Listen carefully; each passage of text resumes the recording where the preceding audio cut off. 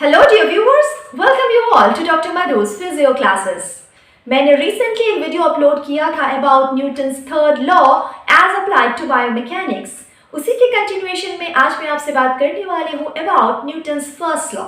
वैसे Newton's first law या law of inertia के बारे में आप लोग जानते ही होंगे। It states that an object will remain at rest or in uniform motion unless it is acted on by an unbalanced force। यानी एक स्थिर वस्तु स्थिर ही रहती है और एक गतिमान वस्तु स्थिर गति से और एक सीधी रेखा में एक समान गति में तब तक चलती रहती है जब तक कि असंतुलित बल द्वारा कार्य नहीं किया जाता है।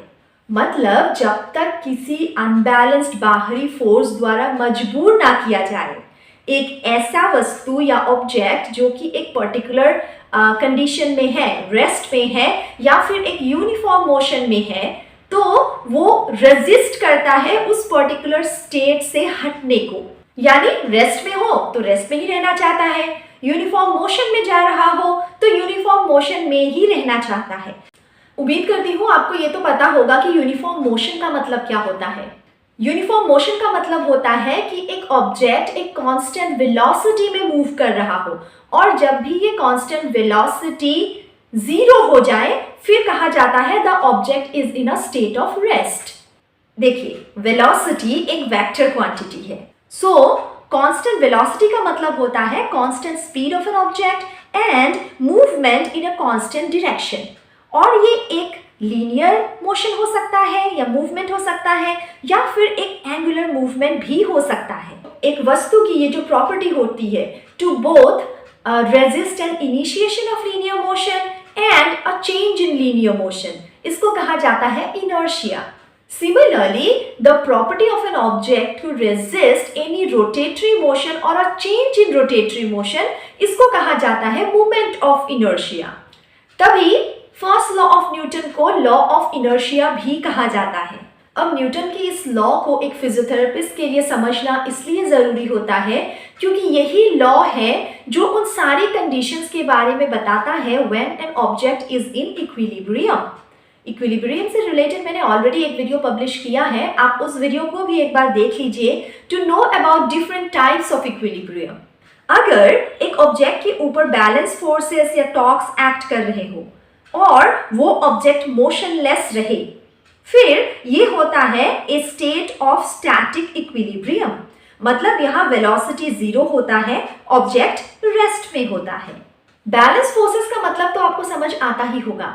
When there are many forces which are acting on an object और उनका जो एडिशन या समेशन है वो जीरो होता है, keeping in view the positive and negative values of the forces, इसको कहा जाता है balanced forces। और जब भी ये समेशन जीरो के इधर उधर हुआ then it is called as unbalanced force। अगर एक ऑब्जेक्ट पे बैलेंस फोर्सेस या टॉर्क्स एक्ट कर रहे हो लेकिन वो ऑब्जेक्ट यूनिफॉर्म मोशन में हो विद अ कंस्टेंट वेलोसिटी, फिर कहा जाता है कि the object is in a state of dynamic equilibrium.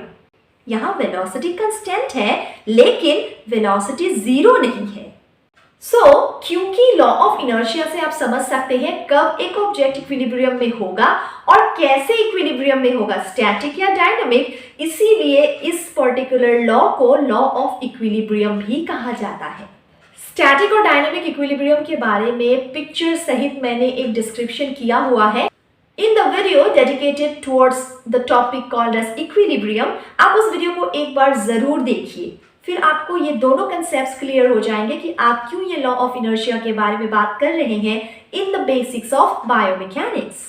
ये तो मैंने आपको बता ही दिया कि इक्विलिब्रियम में कब रहेगा एक बंदा या एक object, when all the forces which are acting on that particular object और the body summation of that is equal to zero, या टॉर्क का जो रिजल्टेंट है वो इक्वल टू जीरो होता है।